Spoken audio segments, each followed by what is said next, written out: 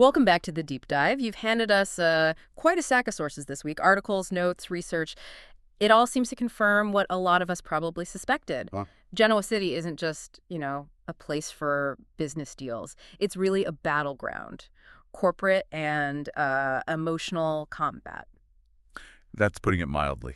So today we are strapping in. We're doing a high-stakes surgical deep dive into the absolute chaos that seems to be erupting across town, especially within the big families. That's absolutely right. And this isn't just your typical Genoa City drama either. We've pulled out details on multiple interwoven schemes. Mhm. They're all centered around corporate control, yes, but also, crucially, around immense personal stakes. Immense is the word. Yeah. The sources are describing these plots as involving potentially the biggest gamble some of these key players will ever take. And the risk, it's not just millions. We're talking family legacies, personal reputations, and maybe most importantly, the fundamental trust within their closest relationships. Okay, so our mission today is, well, it's pretty clear. We need to pull out the core strategies here, analyze the huge risks involved, and really, at the end of the day, figure out the true cost of seeking revenge or maybe peace when secrecy is your main weapon. Right. We want to turn all this volatile information into something like actionable intelligence for you listening. Okay. So to set the stage a bit, Mm. the sources defined pretty clearly 4 core motivations driving these incredibly complex schemes. First, you've got pure revenge, often, tangled up with the hunt for power and corporate control. Classic Genoa City playbook, really. Exactly. But it feels more aggressive this time around, maybe more desperate. What's the second motivation? Simpler, but just as powerful. Mm. Self-interest. Basically protecting what you've already built. Could be a career, a company, just your standing in the community. Makes sense. And the third? The third is maybe the most fraught with irony, I guess. Yeah. Is using deceit, using secrecy in these misguided attempts at protection or peace. These characters, they genuinely believe they're acting for the best, or at least trying to stop something worse from happening. But the methods themselves are destructive. Inherently, yes. And I'd argue there's a fourth driver here, too, wouldn't you? Just sheer desperation. It fuels all the others. Oh, absolutely. When, the legitimate path gets blocked, suddenly the crazy high-risk one looks like the only viable option. Desperation is definitely the accelerant here. So we're basically dissecting 2 major conflict zones today. The first one, the one grabbing all the headlines, is this aggressive, multi-layered fight for Newman Enterprises and Chancellor Abedcom. Right. Pitting Billy, Kane, Victor, and Michael against each other. It sounds like a tactical corporate bloodbath in the making. It really does. And the second conflict, it's been unfolding much more quietly, but carries maybe even more immediate emotional weight. The personal plot. Exactly. Involving Mariah Copeland, her wife Tessa Porter, and, surprisingly, Daniel Romalotti. This one seems driven entirely by those secretive protective instincts we mentioned. And the common link between both? Deception. Total reliance on it. And what's really striking is that nobody seems to trust the means or even the motives of their supposed allies, their co-conspirators. So it's an environment where the most dangerous person might actually be the one you think is on your side. Precisely. Okay. Let's unpack this, starting with that central corporate feud. And the man whose obsession, maybe, ignited this whole powder keg, Billy Abbott. Yeah, we absolutely have to start with Billy. His corporate control gambit. His obsession, really, is the engine driving this whole corporate mess. His motivation, like the sources detail, it's rooted in these deep-seated issues about control, sure, but mostly it's focused on revenge against Victor Newman. Right. He's described as being relentlessly obsessed with getting Chancellor back. Obsessed is the word. And why Chancellor specifically? It goes back to that, well, what Billy sees as a historic betrayal, right? When his mother, Jill Abbott, sold it to Victor. Yes, that's the core wound. For Billy, this isn't just about, like, shareholder value or something. It feels like identity theft to him. It's about reclaiming a piece of his family's soul, as he probably sees it. It's personal history, kind of repeating itself, but maybe with more urgency now. Definitely more urgency. Yeah. And Kane Ashby, he recognized this.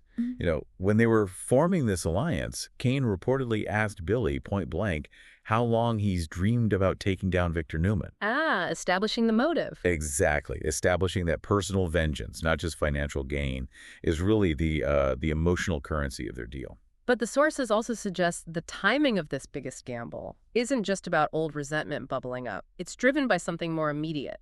desperation. That's the critical piece, absolutely. Yeah. The sources highlight that Billy sees this incredibly risky alliance with Kane as the only viable path forward. Why?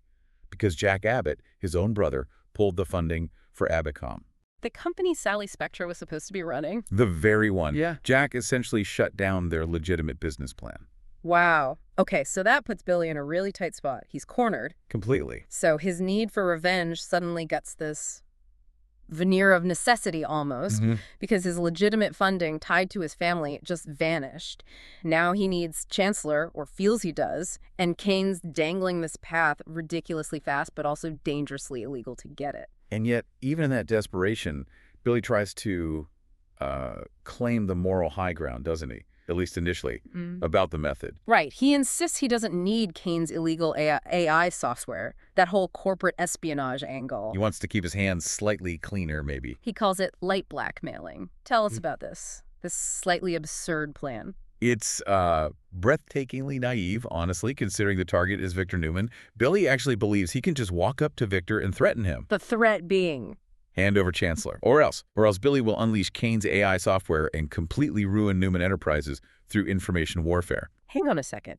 Does Billy really think Victor Newman, the guy who built an empire by crushing threats, not giving in to them, would just fold because of a light blackmail threat involving software that hasn't even been used yet? That seems to fly in the face of, well, decades of Newman history. Well, that's where the source material is pretty blunt about the likely outcomes. Failure. Predicted failure, yes. The sources strongly suggest Billy will fail to threaten Victor into compliance. Victor's just not likely to be moved by a bluff like that. Okay, so what happens then? That failure forces Billy into a corner. Again, he hits a critical decision point. Either he gives up on getting Chancellor back, or he has to fully commit to working with Kane on the highly illegal, incredibly risky AI plan, the very thing he initially said he wouldn't do. Ah, so the light blackmail isn't really the plan. It's more like a mechanism. Exactly. It's a mechanism that actually traps Billy. It forces his hand and pushes him into the bigger crime. Which makes the whole scheme feel like a setup, ensuring Billy gets compromised. And the person paying the immediate human cost of this whole obsession, it's Sally Spectra. Oh, absolutely. The sources are crystal clear on this. Sally sees Billy gambling away both their futures, their reputations, even their life savings. She's not just watching from the sidelines here. She's an active victim of his choices, isn't she? Very much so. She sacrificed her fashion career for this. She put her professional reputation on the line. She invested heavily, personally and financially, in Abacom, all based on Billy's promises. Promises of stability, a future together. And now, without Abacom, she feels like she has nothing left to show for those huge sacrifices. It's all gone up in smoke, potentially. The stakes for her are just incredibly high, which leads to that really painful ultimatum we read about. Yeah. She gives him a choice. Stark, clear. Drop the revenge obsession. Drop the risky alliance with Kane, or they're done. Their relationship is over. Finished. And that's a profound moment, right? The choice is between, well, a real relationship, personal stability with someone who's invested everything in him, versus this professional obsession rooted in decades-old family baggage. And the sources indicate Billy is choosing the obsession, choosing the latter. That emotional pressure on Sally must be immense. She actually confides in Diane Jenkins Abbott. Diane. Yes. Yeah. The last person you'd expect, given their history. Sally tells Diane that Billy is about to make the biggest mistake of his life. The fact she turns to Diane, who has her own very complex history with the Abbotts, that just highlights how isolated Sally must feel, how desperate. It speaks volumes, doesn't it, about Billy's blindness to the real cost here. If we look at the risk profile for Billy, he's facing potential annihilation. Total wipeout? How so? He could lose Abacom, obviously. He could permanently destroy his relationship with his brother Jack, and he could lose Sally for good. If he loses her, he's completely isolated, alone with Kane. And as we noted, that Kane-Billy alliance seems built on shaky ground to begin with. It's extremely shaky, mutual mistrust. They're only really unified by this one shared destructive objective. An objective that, for Kane Ashby, seems to be much bigger than just getting Chancellor back. Oh, Kane is playing a much longer game here. Yeah. He's the real strategist, you could argue, unlike the more emotionally driven Billy. Yeah. Kane's primary objective seems focused on securing Billy's involvement first, locking him into this risky plan. Okay. And while he uses the language they both understand, taking down Victor Kane's specific stated target is much bigger. It's a full-scale dismantling of Newman Enterprises. Whoa. Okay, that's a massive escalation. Getting Chancellor back is one thing. Targeting the entire foundation of Victor's empire, Newman Enterprises itself. That suggests Kane isn't just playing a local skirmish. This is like a global corporate warfare territory. Exactly. Kane seems to view Billy not really as an equal partner, but more like a strategically required tool. Yeah. Necessary for the success of this plot against Victor. Billy provides the Abbott name, the access, and maybe most importantly, the plausible emotional motivation, that obsession. It distracts Victor, potentially, from looking too closely at Kane's own motives. Okay, this is where Kane's scheme seems to elevate, doesn't it? From just corporate espionage to something more like highly strategic manipulation, especially when it comes to Michael Baldwin. Yes. The sources strongly suspect Kane has a calculated, hidden agenda involving Michael. This is where it gets really intricate and dangerous. The speculation, and it's strong speculation based on the patterns, is that Kane might have deliberately hired Michael Baldwin as his fixer. Knowing What? knowing with almost absolute certainty that Michael would immediately run back and report everything to Victor Newman.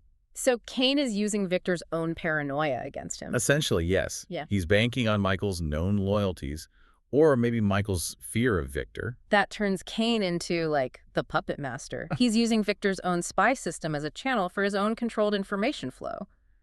But why? What's the goal? Well, this strategic manipulation seems to have two immediate and pretty chilling objectives. First, the obvious one. Use Michael to feed Victor only the information Kane wants him to have. A controlled disinformation campaign. Precisely. Designed to keep Victor maybe chasing shadows or possibly acting too soon based on incomplete or even false data. So Victor thinks he's getting top secret intel, but he's actually just reading Kane's carefully crafted press release. You got it. And the second objective. It's even more dangerous for anyone caught in Kane's orbit. Which is? To provide Victor with information maybe subtly framed about people Kane himself deems expendable. Expendable. Wow. Okay, so if Victor acts on this planted information. Victor takes out Kane's potential liabilities for him, cleans house without Kane getting his hands dirty directly. Okay, now that's a significant claim. Who exactly would Kane consider expendable in this kind of high-stakes corporate environment? And how would Michael, Mr. Peacekeeper himself, unknowingly help get rid of them? Well, the sources suggest the expendable parties are likely anyone who's either too volatile, too unpredictable, or maybe just too replaceable in Kane's immediate game plan. So someone who could compromise the AI software plot. Or just a loose end. Could be either. If Kane is laser-focused on dismantling Newman, he needs absolute certainty, absolute control. Anyone who threatens that could become a target for this kind of manipulation. And this brings us right to Michael Baldwin and the ultimate trigger point, Phyllis Summers. Ah, Phyllis. Okay, here's where it gets really interesting. The man caught right smack in the middle of these two warring parties, Michael Baldwin. Yeah. He's running this massive double-agent mission, which is risky enough on its own, but his stated motivation, that's maybe the most unique part of this whole messy scheme. Michael is definitely deep undercover in the espionage world, but in his own mind, he sees himself as wearing the white hat. He agreed to work for Kane Ashby, be his fixer, insisted apparently that nobody could know about the arrangement. But the reality is... Victor Newman already knows everything because Michael is secretly spying on Kane for Victor. Okay, so he's lying to Kane about his loyalty, obviously, and he's maintaining that secrecy from Kane as part of his job for Victor. But he claims his goal is altruistic. How does he possibly square working for Victor, the master schemer of Genoa City, with this mission of peace? He draws a very careful line in his own mind, it seems. Michael explicitly told Victor, according to the sources, that he's undertaking this mission only to prevent a war between the families. He denies trying to hurt anyone. Flat out denies it, denies trying to sabotage anyone. He insists, and this seems really key to how he sees himself, that he is not doing Victor's dirty work. So how does he frame it? He sees his actions as working for peace in Genoa City, not working for Victor Newman per se. Is that genuinely altruism, though, or is it maybe just Michael being terrified of what Victor might do to him or his family if he refused to spy? It sounds a bit like self-preservation dressed up as civic booty. It's likely a complicated mix, isn't it? But for Michael to function, maybe to maintain his own sanity and his moral compass in this situation, he has to believe he's the indispensable middleman, the peacekeeper. While Victor, of course, has a much more straightforward goal. Oh, completely. Victor's objective is pure intel gathering. He wants eyes and ears inside Kane's inner circle, and Michael is his way in. And they're waiting for something specific, a trigger. They're waiting for a clear action trigger before they launch any kind of counterstrike against Kane. And we know from the sources, Kane's very first instruction to Michael, his new fixer, What was it? it was to make amends with Phyllis Summers, get close to Phyllis again. And Michael, doing his spy duty, immediately reported this rather suspicious directive straight back to Victor. Okay, why, Phyllis? If Kane's grand plan involves massive corporate espionage with AI, why is Michael's first job basically a relationship repair task concerning Phyllis Summers? Because Phyllis is the key indicator, and potentially she could be one of those expendable parties we just talked about. How so? Well, think about it. She's volatile, unpredictable.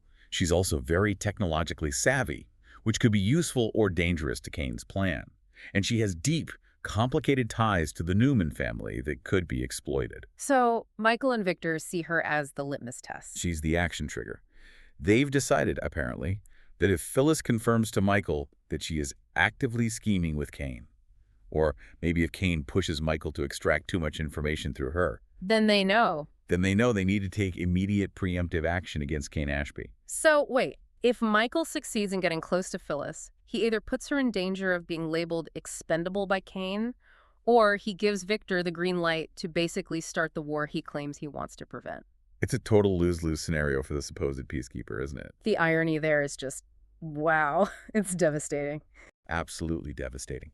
Michael genuinely believes he's preventing a war through all this complex, quiet espionage. But every single action he takes, every piece of intel he dutifully passes along to Victor is simultaneously fueling Victor's ability, and maybe his justification, to launch a powerful, decisive counterstrike. And if Kane is actually playing that deeper game, feeding Michael controlled information, Then Michael isn't a peacekeeper at all. He's just a highly placed pawn in Kane's bigger strategy to dismantle Newman.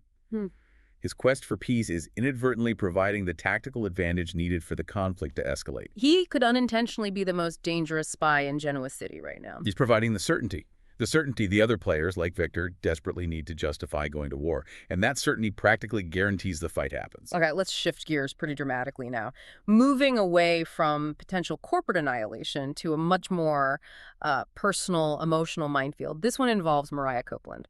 It's a scheme driven not by revenge or power, but by this really complicated, secretive kind of love. And it's entirely hidden from the person it's supposedly meant to protect. Yes, this plot runs on emotional calculus, not financial maneuvering.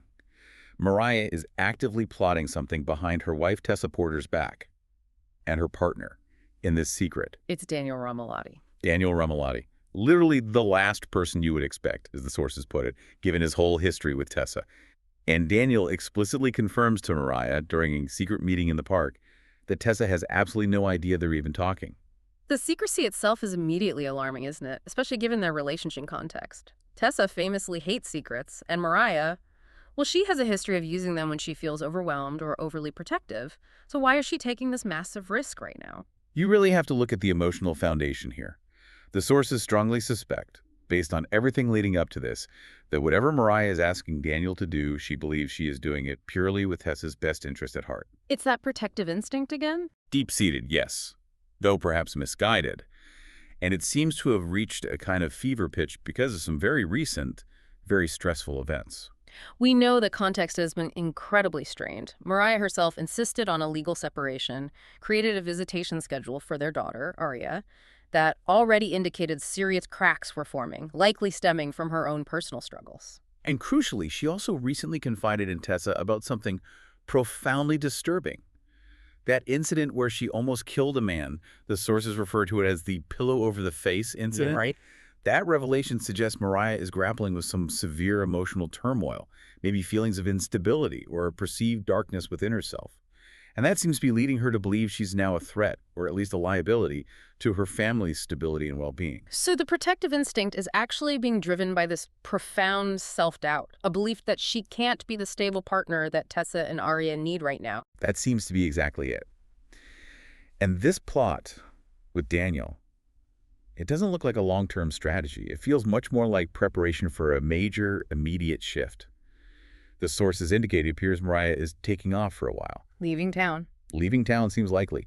To deal with these intense emotional and psychological stressors she's facing, her physical departure then necessitates some kind of emotional replacement, a protective mechanism for Tessa and Arya that she feels she can't leave unaddressed. So she sees herself leaving a void, and she's secretly tapping Daniel to fill it, essentially designating him as the successor to her emotional responsibilities.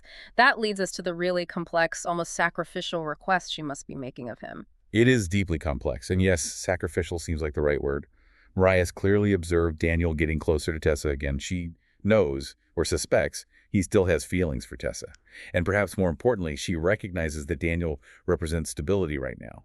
He's reliable, he's present, everything she currently feels she isn't. It's a truly self-sacrificial act, isn't it? A stunning emotional gamble. Basically handing over her family, potentially, to a rival, all because she thinks it guarantees her emotional well-being while she's gone. The speculation drawn from the sources points exactly in that direction. That Mariah may be asking Daniel to actively step in, to be there for Tessa during her absence, provide the emotional continuity, the support that Mariah feels she can no longer guarantee herself. And the speculation goes even deeper. The deepest level suggests she might even be giving Daniel her blessing to pursue Tessa romantically, to ensure Tessa has stability, a partner, and, maybe heartbreakingly, requesting that he be a good stepdad to their daughter, Arya Porter Copeland. The sheer gravity of that. You can't overstate it. It's an act of profound, maybe agonizing love designed to minimize the fallout from her own departure, but it's a plan built entirely on deceit. How does that secrecy possibly hold up, knowing Tessa's history? It feels like a classic recipe for disaster, honestly. The sources explicitly warn this move. Daniel keeping secrets from Tessa on behalf of Mariah is a recipe for disaster. Why? Because it mirrors the exact kind of calculated deception Mariah herself has used before, the kind that has historically damaged their trust. Tessa's aversion to secrets, to betrayal, it's absolute. Absolutely. So this protective move, however good the intentions behind it might be, risks shattering the relationship's foundation completely.